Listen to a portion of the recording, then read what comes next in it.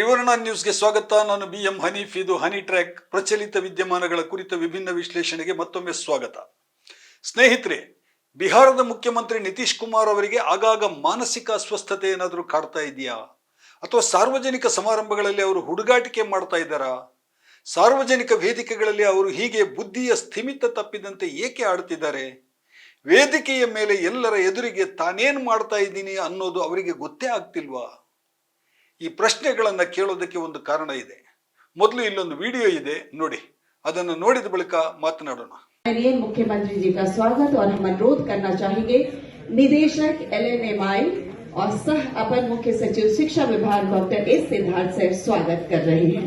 जोरदार ताली है. स्वागत आप सबकी ओर से है. बहुत बहुत स्वागत, बहुत बहुत अभिनंदन. साथ ही बहुत बहुत हम स्वागत करना चाहेंगे. ಸಮಾರಂಭದಲ್ಲಿ ಏನ್ ನಡೀತು ಅನ್ನೋದನ್ನ ನೋಡಿದ್ರಲ್ಲ ವೀಕ್ಷಕರೇ. ಇದು ಯಾವ ಸಮಾರಂಭ, CM ಏಕೆ ಹೀಗೆ ಮಾಡಿದ್ರು ಅನ್ನೋದನ್ನ ಹೇಳ್ತೀನಿ ಕೇಳಿ. ಇದು ಪಟ್ನಾದಲ್ಲಿ ಸೋಮವಾರ ನಡೆದಂತಹ ಸಮಾರಂಭ. ಲಲಿತ್ ನಾರಾಯಣ್ ಮಿಶ್ರಾ ಇನ್ಸ್ಟಿಟ್ಯೂಟ್ನಲ್ಲಿ ನೇಮಕಾತಿ ಪತ್ರವನ್ನು ವಿತರಿಸುವ ಕಾರ್ಯಕ್ರಮ.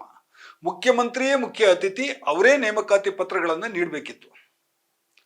ಆರಂಭದಲ್ಲಿ ಸಮಾರಂಭಕ್ಕೆ ಬಂದವರಿಗೆ ನಿರೂಪಕರು ಸ್ವಾಗತ ಕೋರ್ತಾ ಇದ್ರು.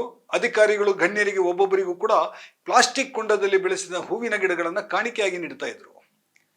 ಮುಖ್ಯಮಂತ್ರಿ ನಿತೀಶ್ ಕುಮಾರ್ ಅವರನ್ನು ಸ್ವಾಗತಿಸಿದಾಗ ರಾಜ್ಯದ additional chief secretary S Siddhartha ಅವರೇ ಬಂದು ಹೂವಿನ ಗಿಡವನ್ನು ಕಾಣಿಕೆಯಾಗಿ ನೀಡಿದರು. ಎಲ್ರಿಗೂ ಆಶ್ಚರ್ಯ ಆಗೋ ರೀತಿಯಲ್ಲಿ CM ಸಾಹೇಬರು ಆ ಹೂವಿನ ಗಿಡವನ್ನು ಸ್ವೀಕರಿಸಿ ತಕ್ಷಣ ಅದನ್ನು ಎತ್ತಿ ಆ ಹಿರಿಯ IAS ಅಧಿಕಾರಿಯ ತಲೆಯ ಮೇಲಿಟ್ಟರು. ಪಾಪ ಆ IAS ಅಧಿಕಾರಿಗೆ ಏನ್ ಮಾಡಬೇಕು ಅಂತಲೇ ಗೊತ್ತಾಗ್ಲಿಲ್ಲ. ಅದನ್ನು ತಲೆ ಮೇಲೆ ಹೊತ್ಕೊಂಡೆ ಅವರು ಸೈಡ್ ವಿಂಗ್ನತ್ತ ಹೋದ್ರು. CM ಸಾಹೇಬರ ಹುಚ್ಚಾಟ ನೋಡಿ ಇಡೀ ಸಭೆ ಬಿದ್ದು ಬಿದ್ದು ನಗ್ತಾ ಇತ್ತು. ಅಲ್ಲಿ ಸೇರಿದ್ದ ಜನ ಏಕೆ ನಗ್ತಾ ಇದ್ರು? CM ಸಾಹೇಬ್ರನ್ನ ಅವರೆಲ್ಲ ಕಾಮಿಡಿ ಪೀಸ್ ಅಂತ ಏನಾದರೂ ತಿಳ್ಕೊಂಡಿದಾರಾ, ಅಥವಾ ಆ IAS ಅಧಿಕಾರಿಯ ಫಜೀತಿ ನೋಡಿ ಏನಾದರೂ ಜನ ನಕ್ರ? ಗೊತ್ತಿಲ್ಲ. ಆದರೆ ಮುಖ್ಯಮಂತ್ರಿ ನಿತೀಶ್ ಕುಮಾರ್ ವೇದಿಕೆಯ ಮೇಲೆ ಈ ರೀತಿ ವರ್ತಿಸೋದು ಇದು ಮೊದಲೇನೂ ಅಲ್ಲ. ಕೆಲವೇ ತಿಂಗಳ ಹಿಂದೆ ಇನ್ನೊಂದು ಇದೇ ರೀತಿಯ ಘಟನೆ ನಡೆದಿತ್ತು. ಆದರೆ ಆ ಘಟನೆ ಇಷ್ಟು ಲಘುವಾಗಿ ನಗುವಂಥದ್ದಲ್ಲ. ಯಾರೇ ಆದರೂ ಅದನ್ನು ನೋಡಿದರೆ CM ಮೇಲೆ ಸಿಟ್ಟಿಗೇಳೋ ಥರ ಇತ್ತು. ಆ ವಿಡಿಯೋವನ್ನು ತೋರಿಸ್ತೀನಿ ಬನ್ನಿ.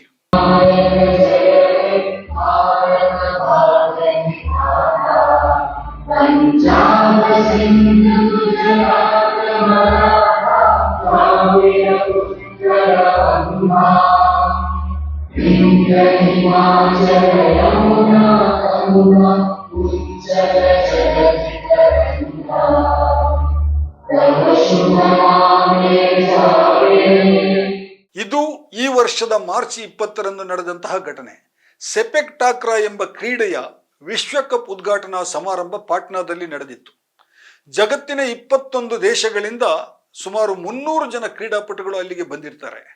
100 ಜನ ಅಂತಾರಾಷ್ಟ್ರೀಯ ಪ್ರತಿನಿಧಿಗಳು ಕೂಡ ಆ ಸಭೆಯಲ್ಲಿ ಭಾಗವಹಿಸಿರ್ತಾರೆ. ವೇದಿಕೆಯ ನಿರೂಪಕರು ಈಗ ರಾಷ್ಟ್ರಗೀತೆ ಅಂತ ಎಲ್ಲರನ್ನ ಎದ್ದು ನಿಲ್ಲೋದಕ್ಕೆ ಹೇಳ್ತಾರೆ. ಅದೇನಾಯ್ತೋ ಗೊತ್ತಿಲ್ಲ, ಮುಖ್ಯಮಂತ್ರಿ ನಿತೀಶ್ ಕುಮಾರ್ ಧಡಕ್ಕನೆ ಎದ್ದು ಯಾವುದೋ ಅರ್ಜೆಂಟ್ ಕೆಲಸ ಇದ್ದೋರ ತರ ದಡದಡನೆ ವೇದಿಕೆಯಿಂದ ಇಳಿದು ಸೀದಾ ಹೊರಗೆ ಹೋಗ್ತಾ ಇದ್ದಾರೆ. ಇಡೀ ಸಭೆಯಲ್ಲಿ ಜನ ಅಚ್ಚರಿಯಿಂದ ನೋಡ್ತಾ ಇದ್ದಾರೆ. ವೇದಿಕೆಯ ಮೇಲಿದ್ದ ಅಧಿಕಾರಿಗಳು ತಕ್ಷಣ CM ಹಿಂದೆಯೇ ಓಡೋಡಿ ಹೋಗಿ ಅವರನ್ನ ಹೇಗೋ ಮರಳಿ ವೇದಿಕೆಗೆ ಕರೆತರ್ತಾರೆ. ಅದಿಷ್ಟೇ ಆಗಿದ್ರೆ ದೊಡ್ಡ ಸುದ್ದಿ ಆಗ್ತಿರ್ಲಿಲ್ಲ. ಆಮೇಲೆ ನಡೆದದ್ದು ಇನ್ನೂ ಕುತೂಹಲಕರ, ಇಡೀ ದೇಶವೇ ನಂಬಲಾಗದಂತಹ ಘಟನೆ. ರಾಷ್ಟ್ರಗೀತೆ ಹಾಡ್ತಾ ಇರಬೇಕಾದ್ರೆ CM ಸಾಹೇಬರು ವೇದಿಕೆ ಮೇಲೆ ನಿಂತ್ಕೊಂಡು ನಗ್ತಾ ಇದ್ದಾರೆ. ಪಕ್ಕದಲ್ಲಿ ನಿಂತಿದ್ದ ಹಿರಿಯ IAS ಅಧಿಕಾರಿ, ಅದು ರಾಜ್ಯದ ಪ್ರಿನ್ಸಿಪಲ್ ಸೆಕ್ರೆಟರಿ ದೀಪಕ್ ಕುಮಾರ್ ಅವರ ಜೊತೆಗೆ ಮಾತನಾಡೋದಕ್ಕೆ ಅವರ ಭುಜವನ್ನ ತಟ್ತಾ ಇದ್ದಾರೆ.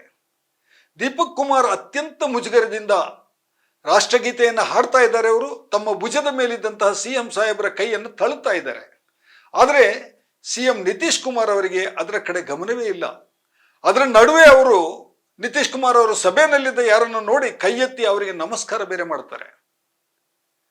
ರಾಷ್ಟ್ರಗೀತೆ ಹಾಡ್ತಾ ಇರುವಾಗ ಒಬ್ಬ ಮುಖ್ಯಮಂತ್ರಿ ವೇದಿಕೆಯ ಮೇಲೆ ನಿಂತು ಹೀಗೆಲ್ಲ ಹುಚ್ಚಾಟ ಆಡಿದ್ದು, ರಾಷ್ಟ್ರಗೀತೆಗೆ ಅವಮಾನ ಮಾಡಿದ್ದು ಬಹುಶಃ ಈ ದೇಶದ ಇತಿಹಾಸದಲ್ಲಿ ಇದೇ ಮೊದಲು ಅಂತ ಕಾಣಿಸ್ತದೆ.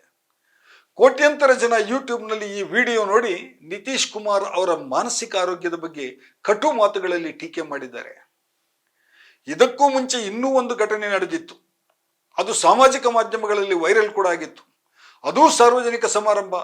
ಅಲ್ಲಿ ಕೇಂದ್ರ ಗೃಹ ಸಚಿವ ಅಮಿತ್ ಶಾ ಕೂಡ ವೇದಿಕೆ ಮೇಲಿದ್ರು. ಮುಖ್ಯಮಂತ್ರಿ ನಿತೀಶ್ ಕುಮಾರ್ ವೇದಿಕೆ ಮೇಲಿದ್ದಂತಹ ಮಹಿಳೆಯ ಹೆಗಲಿಗೆ ಕೈ ಹಾಕಿ ನಿಂತ್ಕೊಂಡಿದ್ರು. ವಿವಾದಗಳು ನಿತೀಶ್ ಕುಮಾರ್ ಅವರಿಗೆ ಹೊಸತೇನಲ್ಲ. ಈ ವಿವಾದಗಳು ಯಾವುದೋ ಸೈದ್ಧಾಂತಿಕ ಅಥವಾ ಅಭಿವೃದ್ಧಿ ಕಾರ್ಯಕ್ರಮಗಳಿಗೆ ಸಂಬಂಧಿಸಿ ನಡೆದರೆ ಓಕೆ ಫೈನ್. ಆದರೆ ಸಾರ್ವಜನಿಕ ಸಮಾರಂಭಗಳಲ್ಲಿ ನೈತಿಕ ಘನತೆಯನ್ನು ಮೀರಿ ಒಬ್ಬ ಮುಖ್ಯಮಂತ್ರಿ ನಡ್ಕೊಂಡ್ರೆ ಜನ ಏನ್ ತಿಳ್ಕೊತಾರೆ? IAS ಅಧಿಕಾರಿ ತಲೆ ಮೇಲೆ ಹೂಕುಂಡ ಇಡೋದು, ರಾಷ್ಟ್ರಗೀತೆ ಹಾಡ್ತಾ ಇರಬೇಕಾದ್ರೆ ವೇದಿಕೆ ಮೇಲೆ ನಗೋದು, ಮಾತಾಡೋದು, ಸಭಿಕರಿಗೆ ನಮಸ್ಕಾರ ಮಾಡೋದು, ಸಾರ್ವಜನಿಕ ವೇದಿಕೆ ಮೇಲೆ ಮಹಿಳೆಯ ಹೆಗಲಿಗೆ ಕೈ ಹಾಕಿ ನಿಲ್ಲೋದು, ಇದೆಲ್ಲ ಯಾವ ಮುಖ್ಯಮಂತ್ರಿಗೂ ಶೋಭೆ ತರುವಂತಹ ಮಾತಲ್ಲ. ನಿತೀಶ್ ಕುಮಾರ್ ಅವರ ಭಾಷಣದಲ್ಲಿ ಎಡವಟ್ಟಾದ ಇಂಥ ಇನ್ನೂ ಹಲವು ಘಟನೆಗಳು ನಡೆದಿವೆ. ಅವನ್ನೆಲ್ಲ ಬಿಟ್ಬಿಡೋಣ. ಈ 3 ಘಟನೆಗಳನ್ನು ನೋಡಿದಾಗ ನಾವು 74ರ ಇಳಿ ವಯಸ್ಸಿನ CM ಎಲ್ಲೋ ಮಾನಸಿಕವಾಗಿ ಅಸ್ಥಿರರಾಗಿದ್ದಾರಾ, ಇವರಿಗೆ ಏನೋ ಮಾನಸಿಕ ಸಮಸ್ಯೆ ಇದೆಯಾ, ಅಥವಾ ತುಂಬಾ ವಯಸ್ಸಾಗಿ ಮಗುವಿನಂತೆ ಆಡ್ತಾ ಇದ್ದಾರಾ ಎನ್ನುವಂತಹ ಪ್ರಶ್ನೆಗಳು ನಮಗೆ ಸಹಜವಾಗಿ ಮೂಡುತ್ತವೆ. ನಿತೀಶ್ ಕುಮಾರ್ ಬಿಹಾರದ ಅತ್ಯಂತ ಪ್ರಮುಖ ರಾಜಕಾರಣಿ, ರಾಜ್ಯದಲ್ಲಿ ಅತ್ಯಂತ ಸುದೀರ್ಘ ಅವಧಿಗೆ CM ಆಗಿರೋರು. 74 ಅಂತ ದೊಡ್ಡ ವಯಸ್ಸೇನೂ ಅಲ್ಲ. ನಮ್ಮ ಕರ್ನಾಟಕದ CM ಸಿದ್ದರಾಮಯ್ಯ ಅವರನ್ನೇ ತಗೊಳ್ಳಿ, 76 ದಾಟಿದೆ. ನೆರೆಯ ಮಹಾರಾಷ್ಟ್ರದ ಹಿರಿಯ ರಾಜಕಾರಣಿ ಶರದ್ ಪವಾರ್ಗೆ 84 ದಾಟಿದೆ. ಪಕ್ಕದ ಕೇರಳದ CM ಪಿನರಾಯಿ ವಿಜಯನ್ ಅವರಿಗೆ 80 ದಾಟಿದೆ. ಇವರೆಲ್ಲರೂ ಈಗಲೂ ಸಕ್ರಿಯ ರಾಜಕಾರಣದಲ್ಲಿ ಯಾವ ಅರಳು ಮರಳು ಇಲ್ಲದೆ ಸರಿಯಾದ ರೀತಿಯಲ್ಲಿ ಕಾರ್ಯನಿರ್ವಹಿಸ್ತಾ ಇದ್ದಾರೆ, ಸಾರ್ವಜನಿಕ ಸಮಾರಂಭಗಳಲ್ಲಿ ಭಾಗವಹಿಸ್ತಾ ಇದ್ದಾರೆ. ಆದರೆ CM ನಿತೀಶ್ ಕುಮಾರ್ ಅವರ ವರ್ತನೆಗಳು ಮಾತ್ರ ಎಲ್ರಿಗೂ ವಿಪರೀತ ಅನ್ನಿಸ್ತಾ ಇದೆ. ಅವರ ಸ್ವಪಕ್ಷೀಯರಿಗೆ ಅತ್ಯಂತ ಮುಜುಗರ ಉಂಟು ಮಾಡ್ತಾ ಇದೆ. ಬಿಹಾರದಲ್ಲಿ ನಿತೀಶ್ ಕುಮಾರ್ ಅವರು 9ನೇ ಬಾರಿಗೆ CM ಆಗಿದ್ದಾರೆ. 20 ವರ್ಷಗಳ ಕಾಲ ಹತ್ತಿರ ಅವರು CM ಆಗಿರುವಂತಹ ಅನುಭವ ಇದೆ. CM ಅಧಿಕಾರಕ್ಕಾಗಿ ಪದೇ ಪದೇ ರಾಜಕೀಯ ಮೈತ್ರಿಕೂಟಗಳನ್ನು ಬದಲಾಯಿಸಿ ಪಲ್ಟಿ ಹೊಡೆದ ದಾಖಲೆಯೂ ಕೂಡ ಅವರ ಹೆಸರಲ್ಲೇ ಇದೆ. ಇದೆಲ್ಲವನ್ನು ಜನ ಕ್ಷಮಿಸಬಹುದು.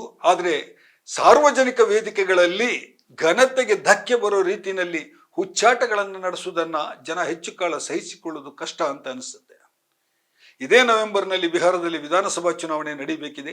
ಬಿಜೆಪಿಯ ಶಾಸಕರ ಸಂಖ್ಯೆ ಹೆಚ್ಚಿದ್ರೂ ಕೂಡ ಕಡಿಮೆ ಸಂಖ್ಯೆಯ MLAಗಳನ್ನು ಹೊಂದಿರುವಂತಹ JDU ಪಕ್ಷದ ನಿತೀಶ್ ಕುಮಾರ್ಗೆ ಅವರು CM ಸ್ಥಾನವನ್ನು ಬಿಟ್ಟು ಕೊಟ್ಟಿದ್ದಾರೆ. ಮುಂದಿನ ಚುನಾವಣೆಯಲ್ಲಿ NDA ಮೈತ್ರಿಕೂಟಕ್ಕೆ ಬಹುಮತ ಏನಾದರೂ ಸಿಕ್ಕಿದ್ರೆ ಬಹುತೇಕ ನಿತೀಶ್ ಕುಮಾರ್ ಅವರನ್ನ ಪಕ್ಕಕ್ಕೆ ತಳ್ಳಿ ಬಿಜೆಪಿ ತನ್ನ ಅಭ್ಯರ್ಥಿಯನ್ನೇ CM ಮಾಡಬಹುದು ಎನ್ನುವಂತಹ ಸುದ್ದಿ ಕೂಡ ಬಿಹಾರದಲ್ಲಿ ಹಬ್ಬಿದೆ. ಈ ಮಧ್ಯೆ ಕಳೆದ ವಾರ ದೆಹಲಿಯಲ್ಲಿ ಪ್ರಧಾನಿ ನರೇಂದ್ರ ಮೋದಿ ಅವರು ಖುದ್ದಾಗಿ ಕರೆದ ರಾಷ್ಟ್ರದ ಎಲ್ಲ ಮುಖ್ಯಮಂತ್ರಿಗಳ ನೀತಿ ಆಯೋಗದ ಸಭೆಗೆ ನಿತೀಶ್ ಕುಮಾರ್ ಆಬ್ಸೆಂಟ್ ಆಗಿದ್ದಾರೆ. ಅಂದ್ರೆ ಚುನಾವಣೆಗೆ ಮುನ್ನವೇ NDA ಮೈತ್ರಿಕೂಟಕ್ಕೆ ನಿತೀಶ್ ಕುಮಾರ್ ಮತ್ತೆ ಟಾಟಾ ಹೇಳ್ತಾರ ಎನ್ನುವಂತಹ ಸುದ್ದಿಗಳು ಕೂಡ ಈಗ ಕೇಳಿ ಬರ್ತಾ ಇವೆ. ಗೊತ್ತಿಲ್ಲ, ರಾಜಕೀಯದಲ್ಲಿ ಪಲ್ಟಿ ಹೊಡೆಯೋದ್ರಲ್ಲಿ ನಿತೀಶ್ ಅನ್ನು ಮೀರಿಸುವವರು ಯಾರೂ ಇಲ್ಲ. ನಿತೀಶ್ ಈಗ ಮತ್ತೊಮ್ಮೆ ಬಿಜೆಪಿಗೆ ಕೈ ಕೊಡಲೂಬಹುದು. ಸ್ನೇಹಿತರೆ, ಇದಾಗಿತ್ತು ಇವತ್ತಿನ ಹನಿ ಟ್ರ್ಯಾಕ್. ನಾಳೆ ಮತ್ತೊಂದು ವಿಷಯದ ಜೊತೆಗೆ ಮತ್ತೆ ಬರ್ತೇನೆ. ಅಲ್ಲಿವರೆಗೆ ತ್ರಿವರ್ಣ ಸ್ಪೆಷಲ್ ಸ್ಟೋರಿಗಳನ್ನು ನೋಡ್ತಾ ಇರಿ. ನಮ್ಮ ಚಾನೆಲ್ಗೆ ಸಬ್ಸ್ಕ್ರೈಬ್ ಆಗಿರದಿದ್ದರೆ ಇಲ್ಲಿರುವ ಬೆಲ್ ಐಕಾನ್ ಒತ್ತಿ ದಯವಿಟ್ಟು ಸಬ್ಸ್ಕ್ರೈಬ್ ಆಗಿ. ನಮಸ್ಕಾರ.